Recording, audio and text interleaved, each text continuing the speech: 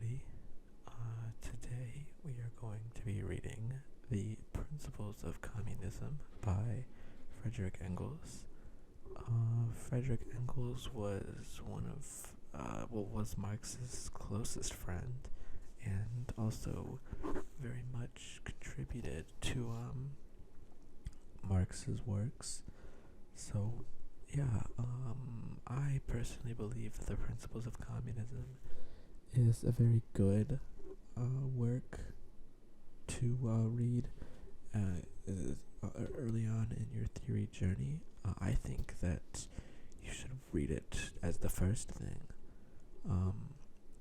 But most people start with the Communist Manifesto, and so did I. But I believe that this is probably a better thing to start off as. So, this is probably about the same length as the manifesto, but it'll probably be longer than most videos I do. This will probably be like 25 minutes, but most of my videos will be like 15 to 25. So the format of this essay is 25 questions about communism, and here we go.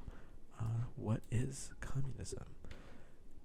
Communism is the doctrine of the conditions of the liberation of the proletariat. 2. What is the proletariat?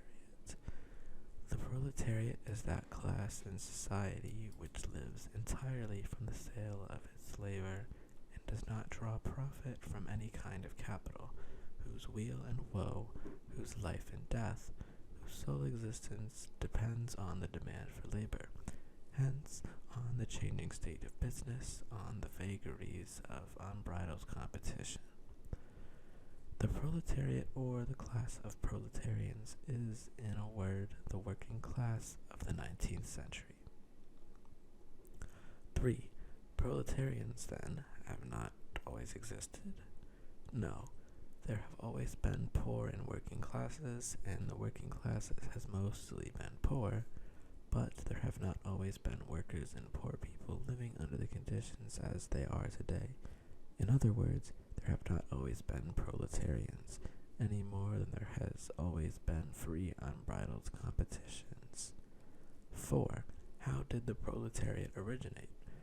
The proletariat originated in the Industrial Revolution, which took place in England in the last half of the 18th century, and which has since then been repeated in all civilized countries of the world. This industrial revolution was precipitated by the discovery of the steam engine, various spinning machines, the mechanical loom, and a whole series of other mechanical devices.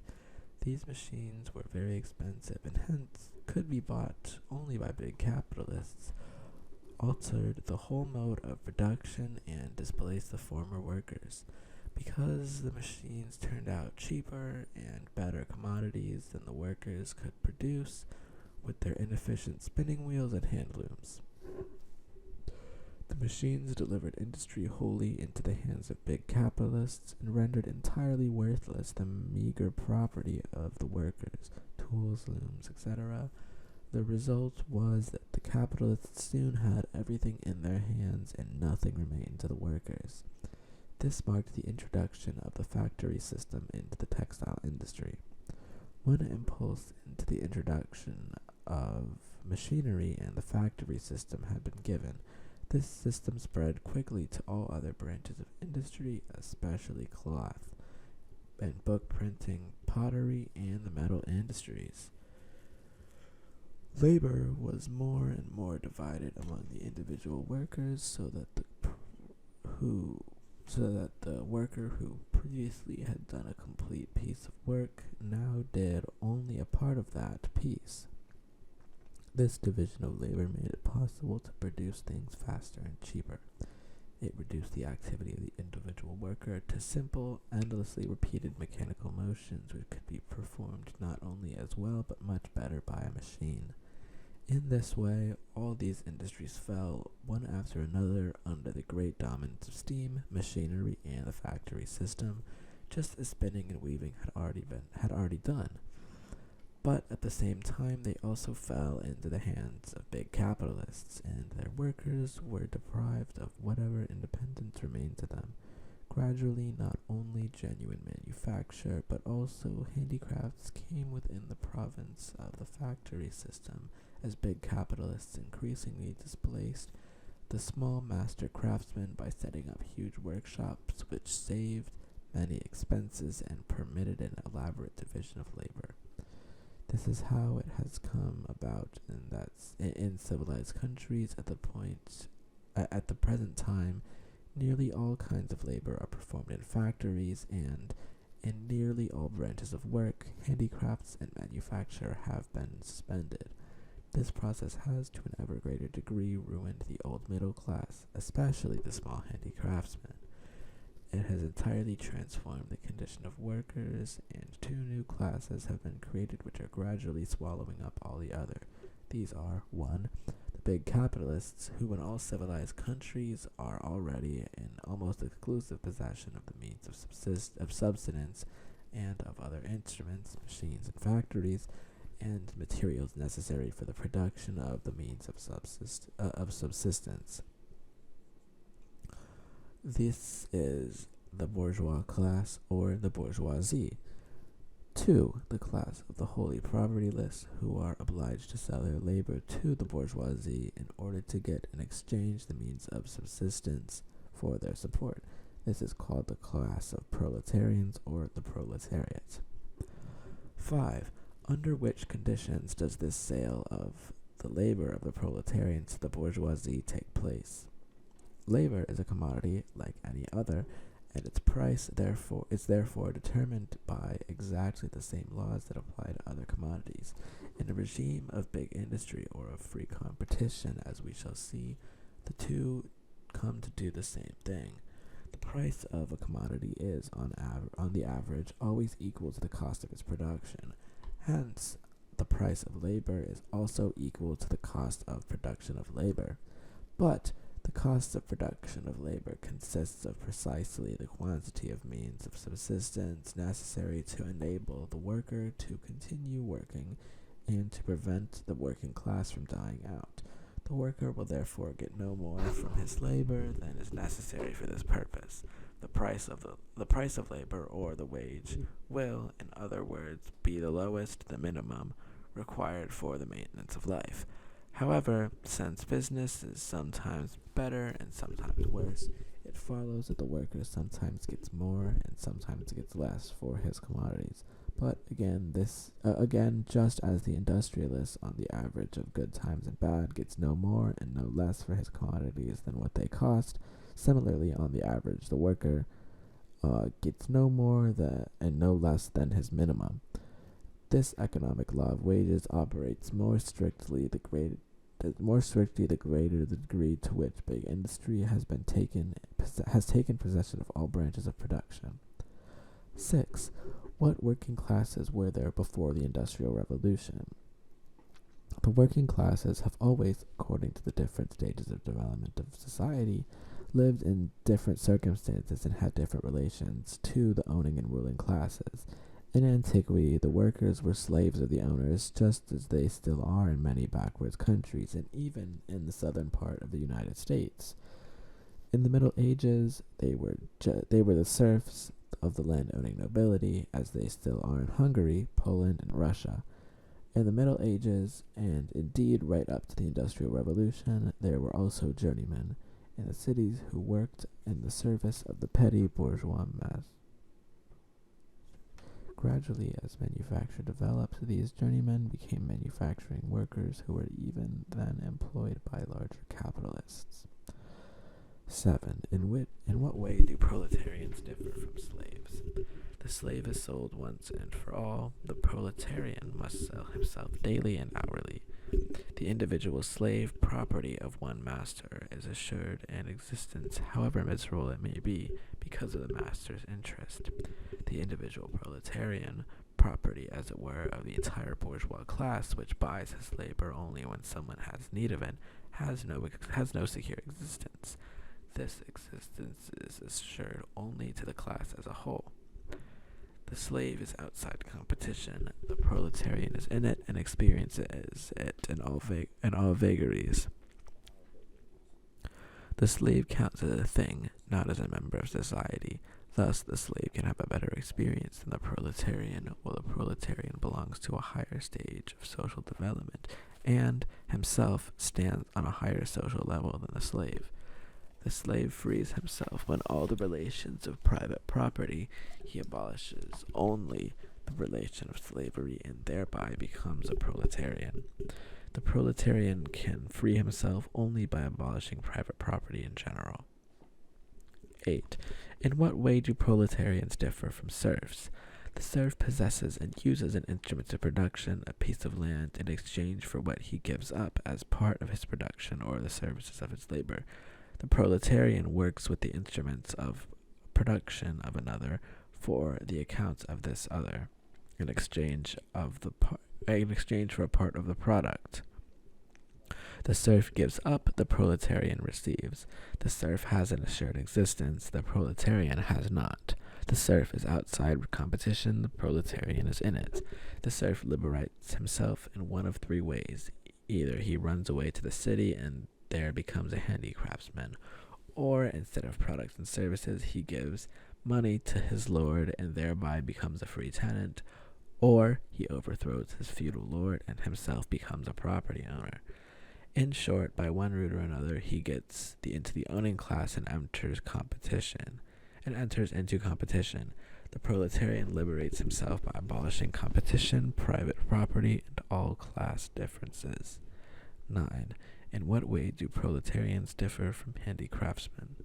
In contrast to the proletarian, the so-called handicraftsman, as he still existed almost everywhere in the past 18th century, and still exists here and there at present, is a proletarian at most temporarily.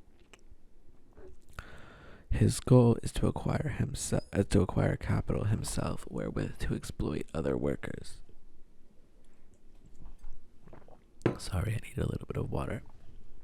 He can often achieve this goal where guilds still exist or where freedom from guild restrictions has not yet to led the introduction of factory-style methods into the crafts, nor yet to fierce competition. But as soon as a factory system has been introduced into the crafts and competition flourishes fully, this perspective dwindles away and the handicraftsman becomes more and more proletarian.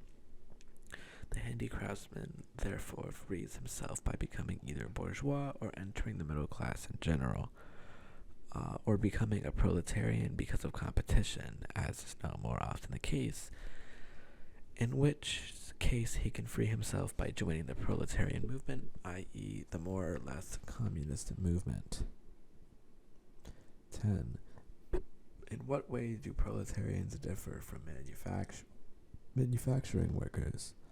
The manufacturing worker of the 16th to the 18th century still had, but with few exception, an instrument of production in his own possession. His loom, the family spinning wheel, a little plot of land which he cultivated in his spare time. The proletarian has none of these things. The manufacturing worker almost always lives in the countryside and in a more or less patriarchal relation to his landlord or employer. The proletarian lives for the most part in the city, and his relation to his employer is purely a cash relation. The manufacturing worker is torn out of his patriarchal relation by big industry, loses whatever property he still has, and in this way becomes a proletarian. 11. What were the immediate consequences of the Industrial Revolution and the division of society into bourgeoisie and proletariat? First, the lower and lower prices of industrial products brought about by machine labor totally destroyed the old system of manufacture or industry based upon hand labor. In this way, all semi-barbarian countries which had hitherto been more or less strangers to historical development and whose industry had been based on manufacture, were violently forced out of their isolation. They brought the cheaper commodities of the English and allowed their own manufacturing workers to be ruined. Countries which had no progress for thousands of years, for example India, were thoroughly revolutionized, and even China is now on the way to a revolution. We have come to the point where a new machine invented in England deprives millions of Chinese workers from their livelihood within a year's time. In this way, big industry has brought all the people of Earth into contact with each other, has merged all local markets into one world market, has spread civilization and progress everywhere, and has thus ensured that whatever happens in civilized countries will have repercussions in all other countries. It follows that if the workers in England or France now liberate themselves, this must set off revolution in all other countries, revolutions which, sooner or later, must accomplish the liberation of their respective working class. Second, wherever big industries displaced manufacture, the bourgeoisie itself developed in wealth and power to the utmost and made itself the first class of the country.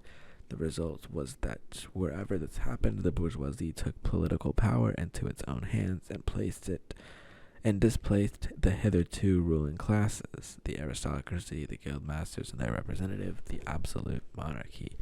The bourgeoisie annihilated the power of the aristocracy, the nobility, by abolishing the entailment of estates. In other words, by making landed property subject to purchase and sale, and by doing away with the special privileges of the nobility. It destroyed the power of the guild masters by abolishing guilds and handicraft privileges. In their place, it put competition, that is a state of society in which everyone has the right to enter any branch of industry, the only obstacle being the lack of the necessary capital. The introduction of free competition is thus public declaration that from now on the members of society are unequal only to the extent that their capitals are unequal, that capital is the decisive power, and that therefore capitalists, the bourgeoisie, have become the first class in society. Free competition is necessary for the establishment of big industry because it is the only condition of society in which big industry can make its way. Having destroyed the social power of the nobility and the guild masters, the bourgeois also destroyed their political power. Having raised itself to the actual position of first class in society, it proclaims itself to be also the dominant political class.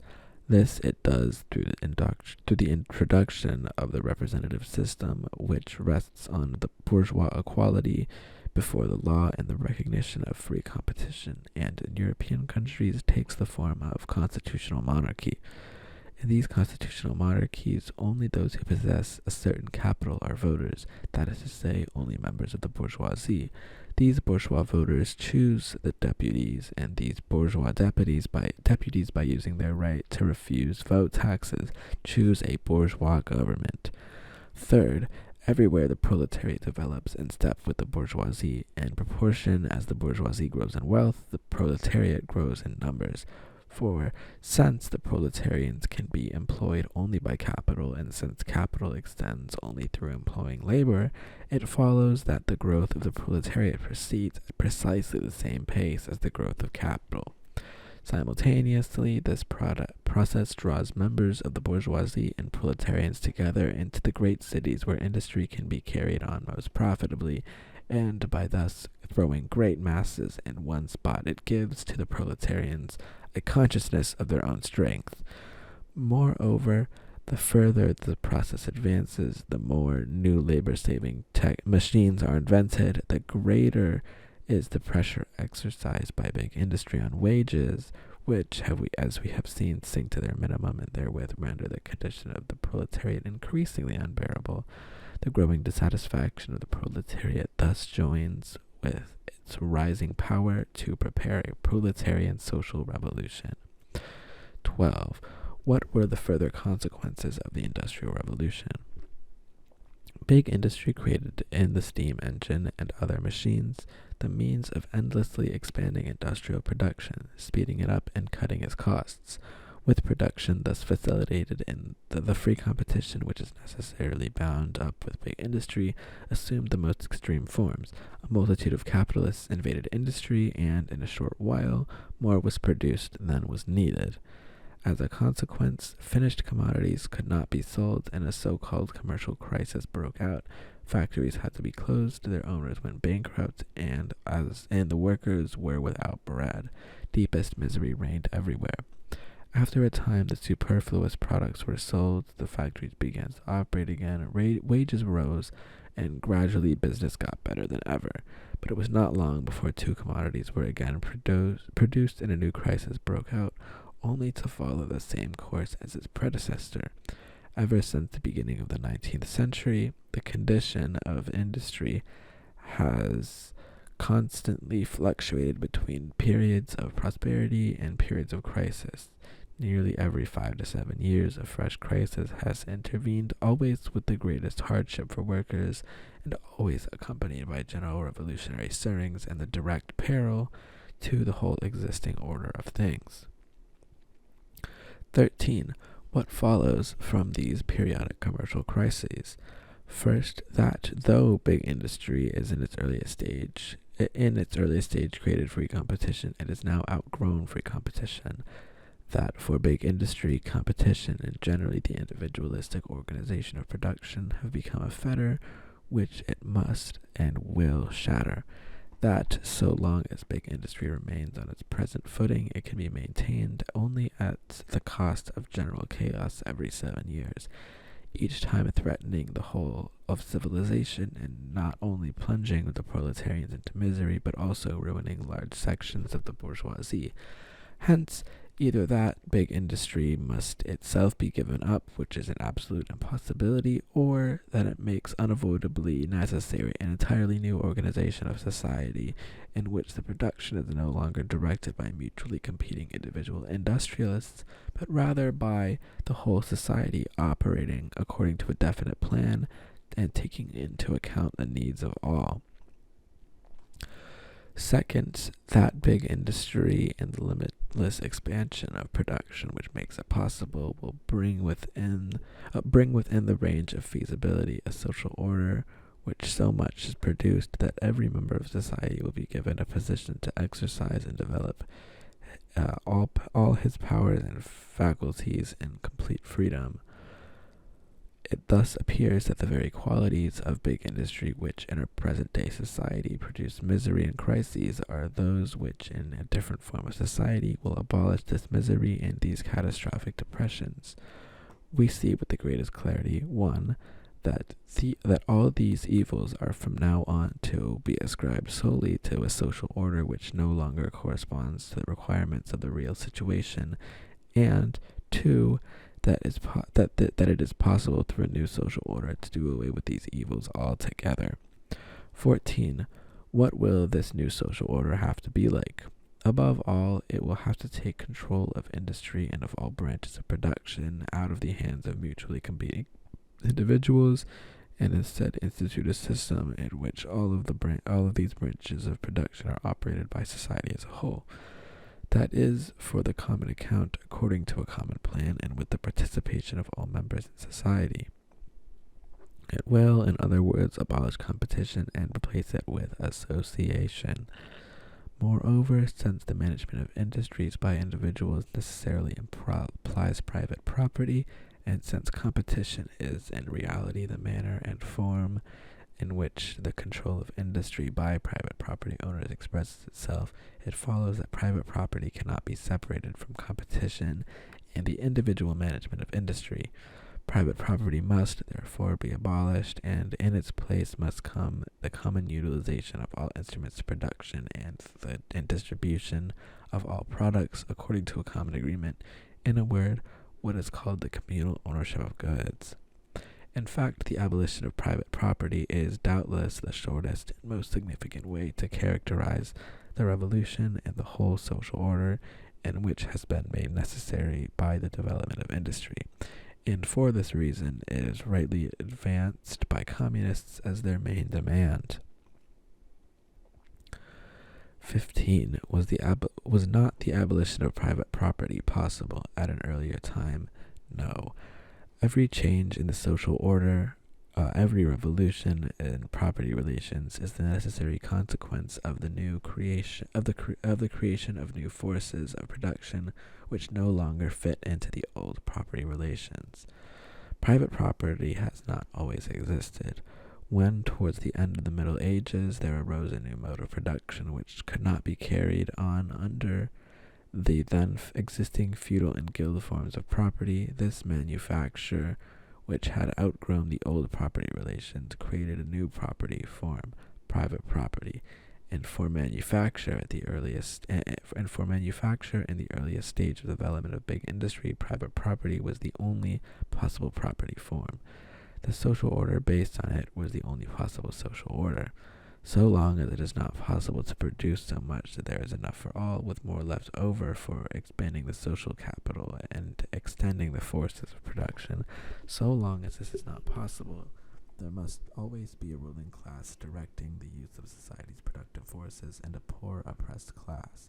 How these classes are constituted depends on the stage of development.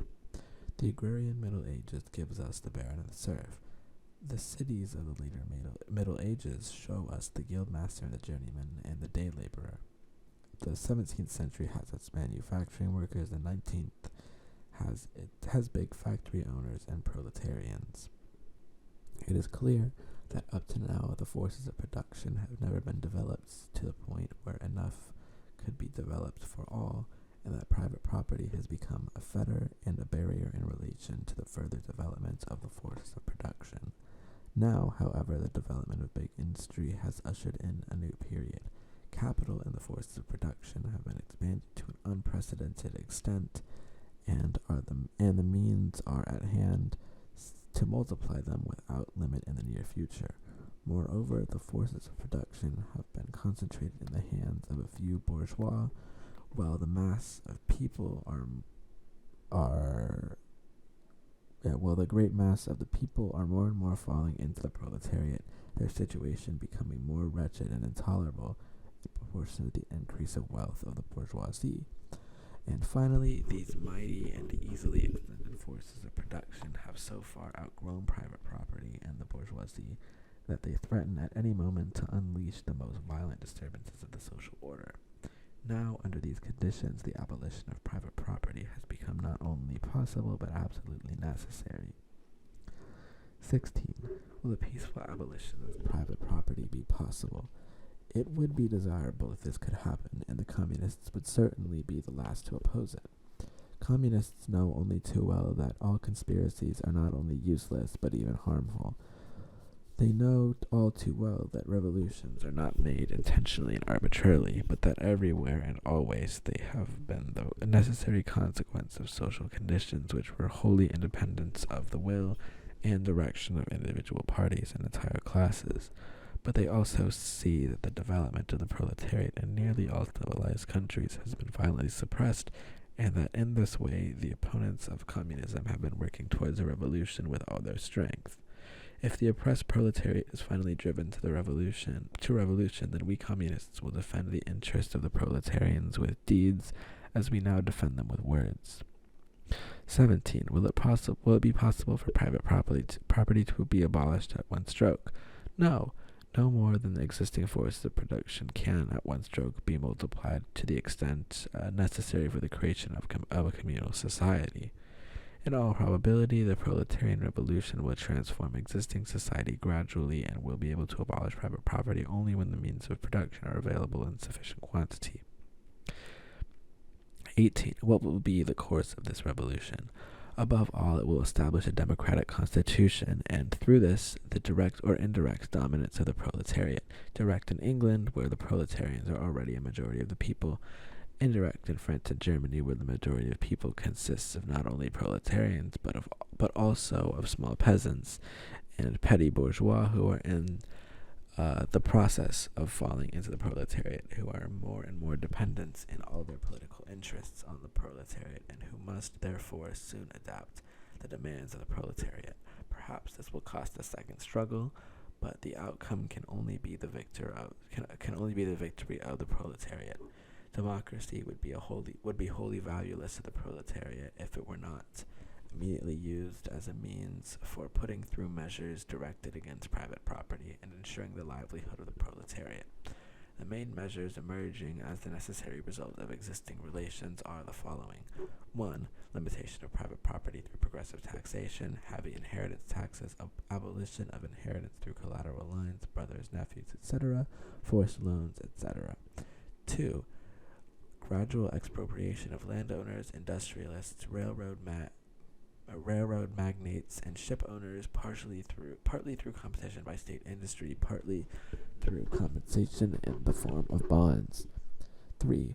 Confiscation of the possessions of all immigrants and rebels against the majority of the people. 4.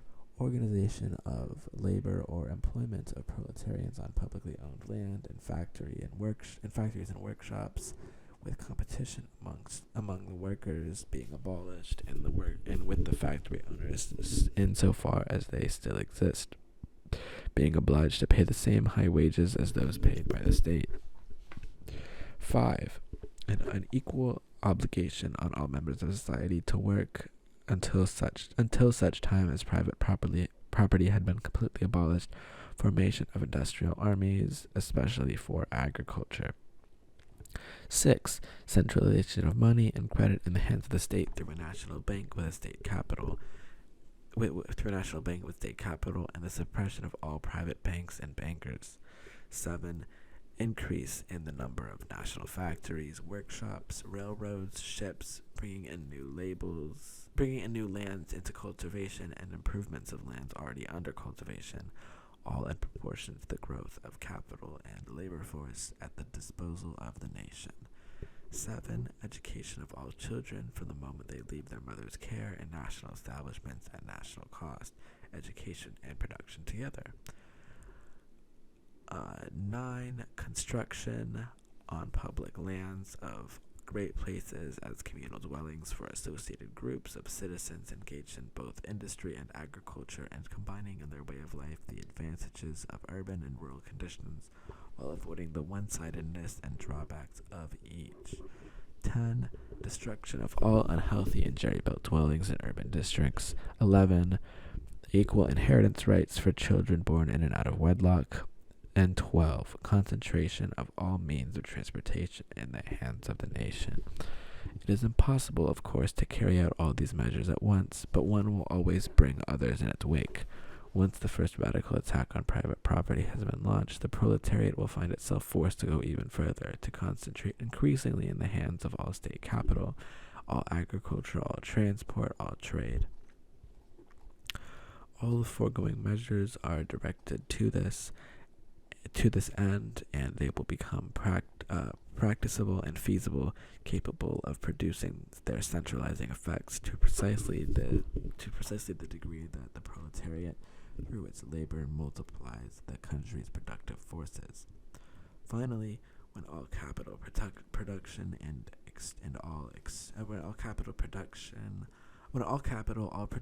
all exchange have been brought together in the hands of the nation, private property will disappear of its own accord. Money will become superfluous, and production will so expand, and man so change that society will be able to slough off whatever of its old economic habits may remain. 19. Will it be possible for this revolution to take place in one country alone? No. By creating the world market, big industry has already brought all the peoples of earth, and especially the civilized people, into such close relations with one another that none is independent of what happens to the others. Further, it has co-ordained the social development of the civilized countries to such an extent that in all of them the bourgeoisie and proletariat have become the decisive classes, and that the struggle between them, the great struggle of the day. It follows that the communist revolution will not merely be a national phenomenon, but it must take place simultaneously in all civilized countries. That is to say, at least in England, America, France, and Germany.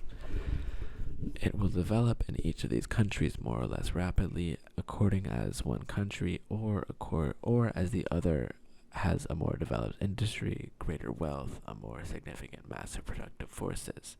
Hence, it will go the slowest and meet most obstacles in Germany, most rapidly and with fewest difficulties in England.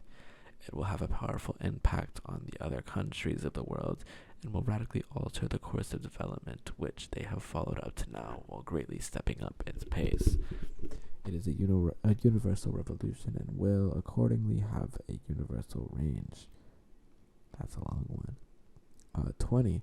What are the consequences of the ultimate disappearance of private property? Society will take all forces of production by means of commerce, as well as the exchange and distribution of products out of the hands of private capitalists, and will manage them in accordance with a plan based on the availability of resources and the needs of a whole society. In this way, most important of all, the evil consequences which are now associated with the conduct of big industry will be abolished. There will be no more crises. The expanded production, which for the present order of society is overproduction and hence a prevailing cause of misery, will then be insufficient and in need of being expanded much further. Instead of generating misery, overproduction will reach beyond the elementary requirements of a society to assure the satisfaction of the needs of all.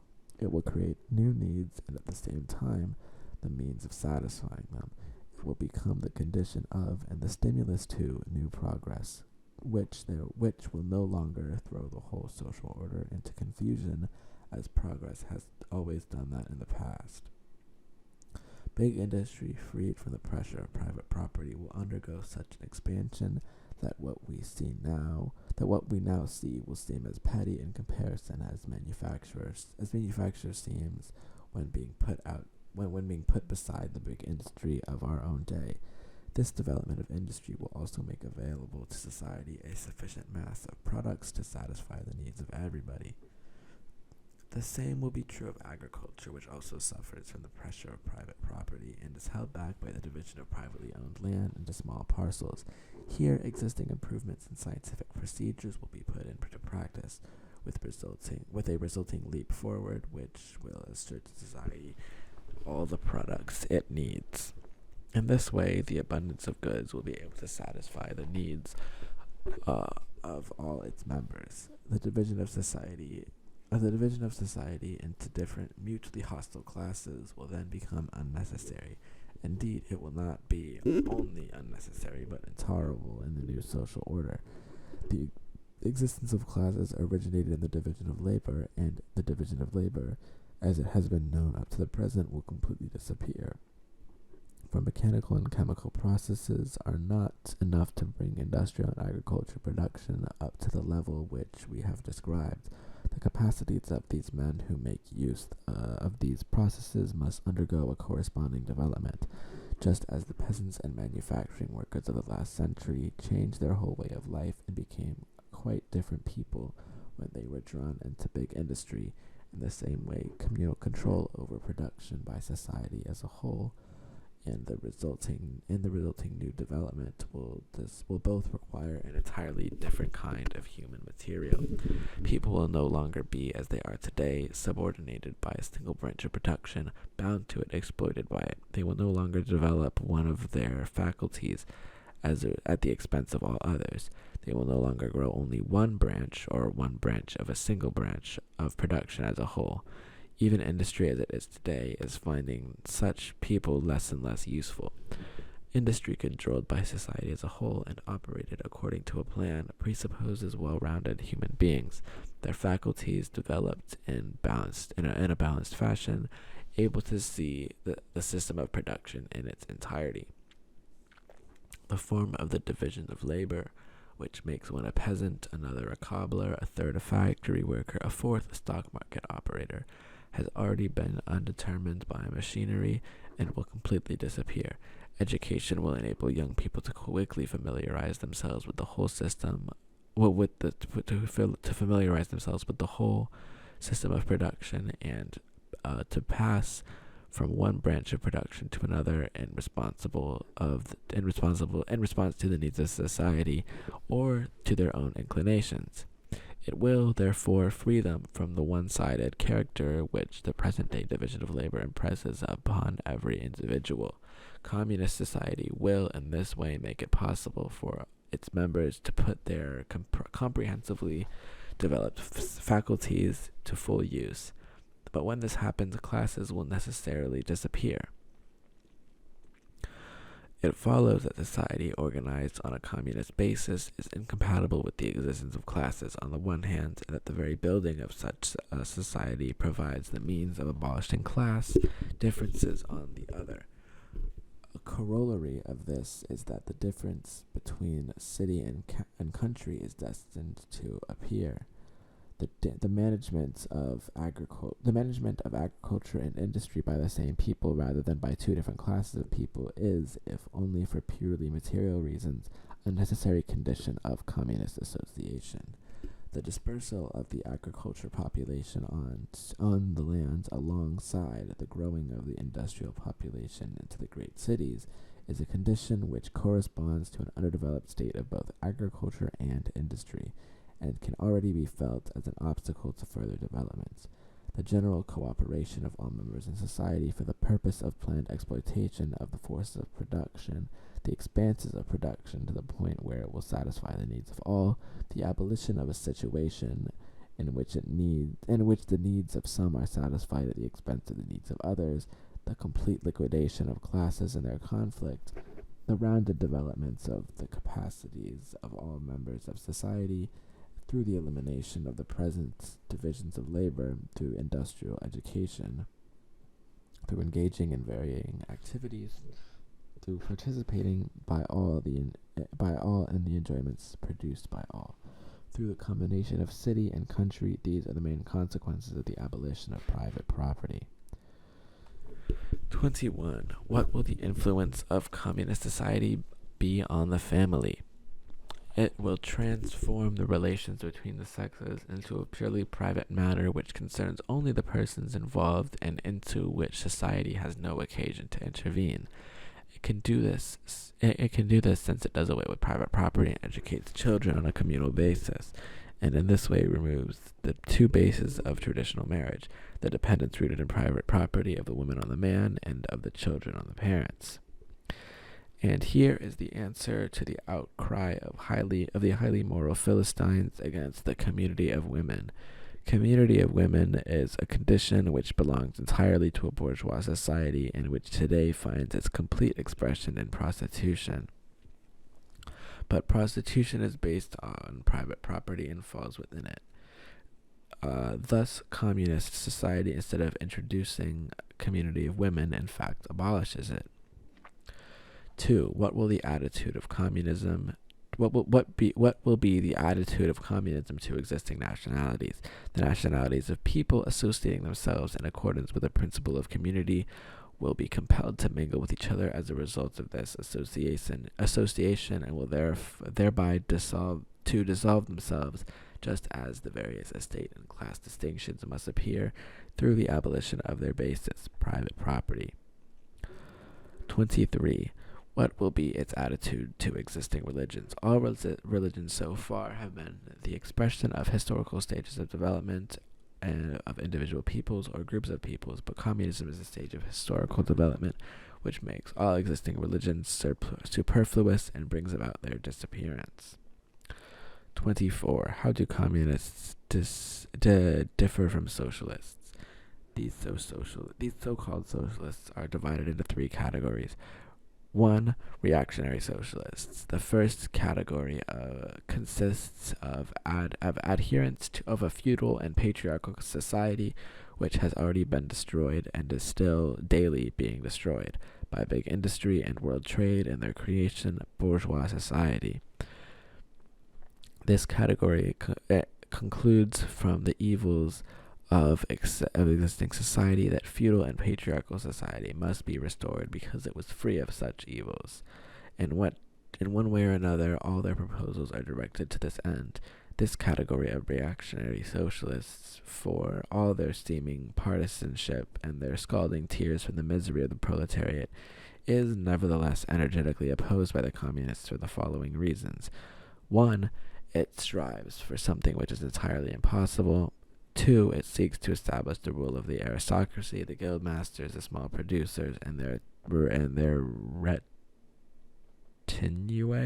retinue of absolute or feudal monarchs, officials, soldiers, and priests, a society which was, to be sure, free of evils of present-day society, but which brought at least as many evils without even offering to the oppressed workers a prospect of liberation through a communist revolution.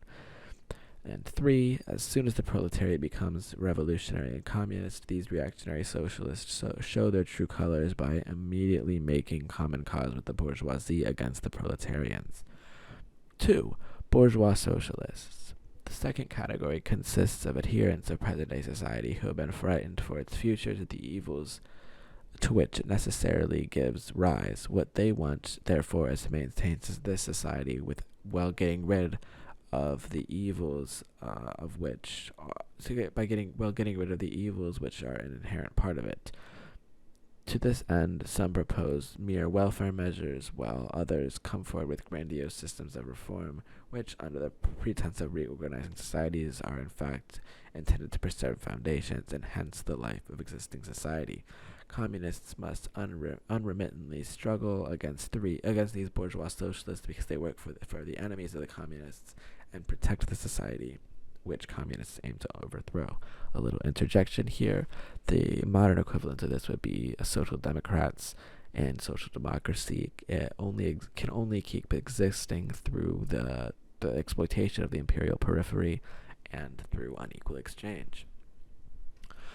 And then back to the book, 3. Democratic socialists. Finally, the third category consists of democratic socialists who favor some of these same measures communists advocate, as described in question 18, not as a part of the transition to communism, however, but as measures which they believe will be sufficient to abolish the misery and evils of present-day society.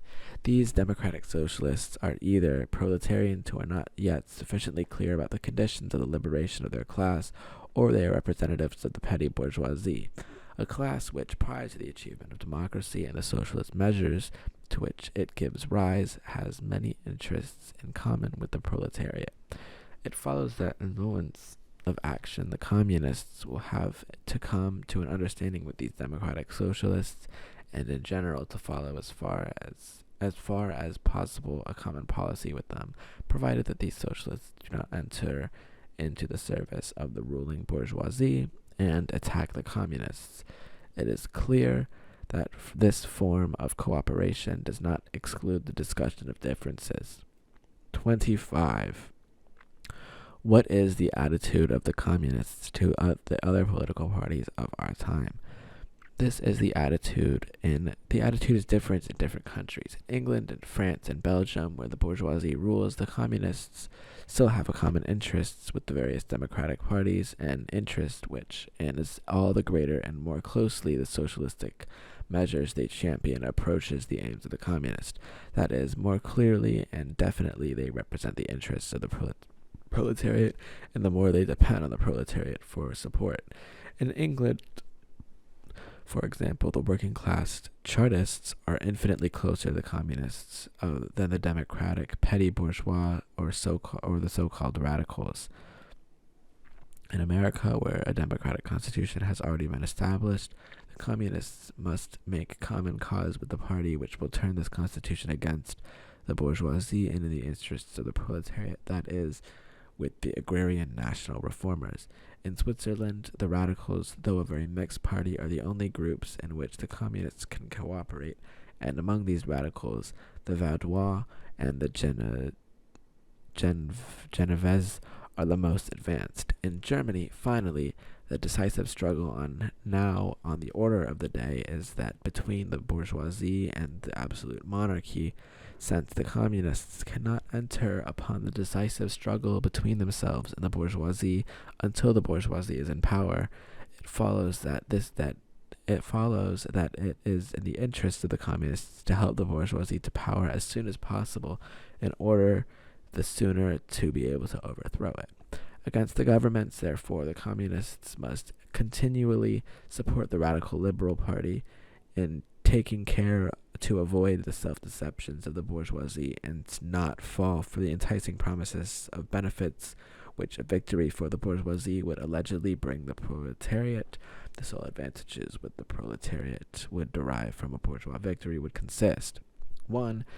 In various concessions which would facilitate the unification of the proletariat into a close-knit, battle-worthy, and organized class, and 2. In the certainty that on the very day the absolute monarchies fall, the struggle between the bourgeoisie and proletariat will start. From that day on, the policy of the communists will be the same now it is in other countries where the bourgeoisie is already in power, and the name and on the mandate of Congress. All right. Thank you, everybody, for listening. If you are somehow still listening to this, I actually really appreciate that. And fun fact, this is the only time I've ever read this book in one go. The last 2 times I've read it have been in multiple different sessions, and this took way longer than I thought it was going to be. It is currently 3:31 a.m.